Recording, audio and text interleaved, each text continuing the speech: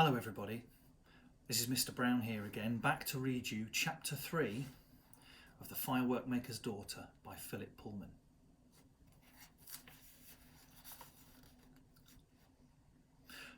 Rambashi and his pirates managed to get the bloody murderer to the other bank of the river. But Lila had to fish another oar out of the water when one of them dropped it, and they promised to sit still and not joggle the boat. When they hit the bank, everyone fell off their seats. "All right," said Rambashi, picking himself up. "Tie the boat to a good bit of tree or something and take the prisoner ashore." "Are we going to eat her?" asked one of the pirates, "'cause I'm hungry." "Yeah, we've had nothing to eat for days," grumbled another. "You promised we'd have a hot meal every evening." "That's enough of that," said Rambashi. "You're a pack of scurvy dogs. Take the prisoner up to the cave and stop complaining." Lila wasn't sure if she could run away just yet. Some of those pirates did look fierce enough to run after her, though now she looked more closely. She saw their daggers were made of wood wrapped in silver paper, so they wouldn't be able to do her much damage. "I hope you don't mind this little transaction," Rambashi said as they walked along the jungle trail. "It's purely business." "Have you kidnapped me then?" asked Lila. "I'm afraid so. You're going to have to hand over all your money in a minute, and then we'll tie you up and hold you for ransom." "Have you done it before?" "Oh, yes, lots of times." "What happens when you don't get any money?" "Well, we eat you," said a hungry pirate. "Shh," said Rambashi, waving his hand vaguely. "You're not cannibals," said Lila. "We're blooming hungry," said the pirate. "Have you always been pirates?" "No," said Rambashi. "I used to keep hens, but they all died of melancholy, so I sold the business and bought a boat." "Oh no! Shh! Stop! Don't move." The last pirates in the line, still grumbling, bumped into those in front, who stood behind Rambashi, transfixed with fear. For there, on the path ahead of them, was a tiger.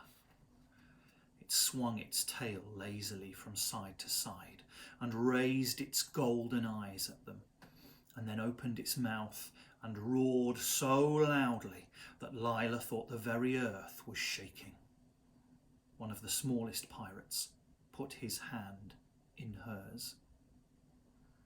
So there they stood, and the tiger was just gathering his strength to spring when Lila suddenly remembered her self-igniting crackle dragons. She took her hand back from the small pirate, reached into her bag and took out the 3 she'd brought with her. "Mind," she said to Rambashi, and pulling the string of the first one, she threw the firework in front of the tiger. The mighty beast had never been so surprised in his life. First one, then another, then yet another crackle dragon snapped and flashed and sparked and leapt at him. And that was too much, and with a whimper, the tiger turned and fled. The pirates cheered. "Magnificent!" cried Rambashi. "Congratulations! I was about to stab him to death, of course, but never mind." Lila wondered how he would have done that with his silver paper covered knife, but she didn't say anything. "And of course," Rambashi went on, "this changes everything. We can't keep you hostage if you've just saved our lives. You'll have to be our guest instead. Stay with us overnight, why don't you?" "But we've got no food," said someone. "What's she going to eat?" "Well, we'll send Chang out to catch some fish," said Rambashi cheerfully, shaking his head as the protests arose. No, no, no. Fish is good for you. Go on, Chang. Don't just stand there." "I can't," said Chang. "Look." And they looked back at the riverbank. The bloody murderer was drifting away, with the painter drifting in the water. "Who tied it up?" One of the pirates looked down and tried to rub a hole in the ground with his big toe. Said Rambashi. "Fine pirates you are. I hope you're all ashamed of yourselves. But never mind, I've got a better idea, miss," he said to Lila, rubbing his hands, and there was a bright gleam in his eye. "Can I interest you in a little investment?" "Well," Lila said, "I ought to be getting on." "No, really, this is a much better idea than piracy," Rambashi said. "It came to me in a flash just as I saw the boat floating away. I can't cross with these fellows. They're like children, really. Yes, all my best ideas come in a flash, and this one's a corker. Can't fail. Is there any food in it? Said a pirate sourly. My dear boy, it's built on food. Just wait until you hear, I say. Miss, just a little money, the safest investment you'll ever make? But Lila had walked away, and as she went along the path, she could hear his voice behind her. No, listen, boys, I know where we went wrong last time. I saw it in a flash, but this is an idea that will suit your talents down to the ground. Look, let me draw you a picture. Lila would have liked to know what Rambash's next plan was, but she was eager to hurry on. Mount Merapi was smoking and rumbling in the distance. She felt her heart lift, and when she saw it again, so powerful and dominating, she thought, I belong to that mountain, and it belongs to me. And so on she went, with no other thoughts in her mind but that, and excitement putting a spring in her step. Meanwhile, Chulak was getting ready to smuggle Hamlet out of his new home. The master had gone to bed early, groaning, but the slaves were still awake, and Chulak had to distract them. Now listen, he said to them in the kitchen. You know you've got to do all you can to please the great white elephant, or else the king will be cross. They all nodded. Well, the elephant's a bit restless. He never sleeps well the first night in a new place, so we'll have to play a game of elephant's footsteps to cheer him up. You have to go and hide your eyes in the garden, and when you think you can hear him coming, you turn around. He likes playing that.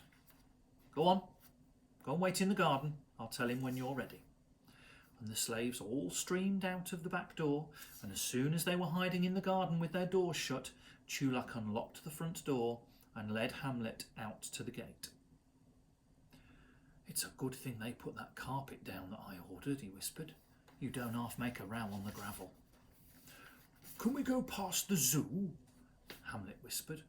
No, of course not. Never mind, Frangipani. It's Lila we've got to think about, and stop breathing so heavily. They tiptoed out of the gate and found Lachlan waiting there with a tarpaulin, just as Chulak had asked for. What's it for? Lachlan whispered.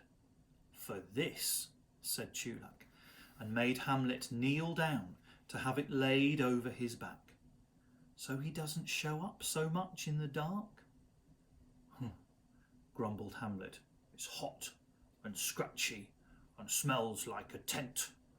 Couldn't you find a nice blanket? I don't think you realise how big you are, Chulak said. Do be careful, said Lachlan. I ought to come with you. It's not a safe journey at all. Oh, I should have told Lila everything from the start. I should have trusted her. What a foolish old man I am. Yes, said Chulak. Still, never mind. We'll find her. Come on, Hamlet. And they set off. Lachlan stood watching them for a minute until they disappeared into the dark streets. But someone was watching Lachlan. One of the slaves who'd come to play Elephant's Footsteps was hiding under a bush nearby, and as soon as he realised what he'd seen, he began to tremble. Helping the white elephant to escape was a terrible crime. There would be a terrible punishment, and there might be a great reward for the person who pointed out the criminal. So when Lachlan began to trudge homeward, the slave silently followed him to find out who he was and where he lived.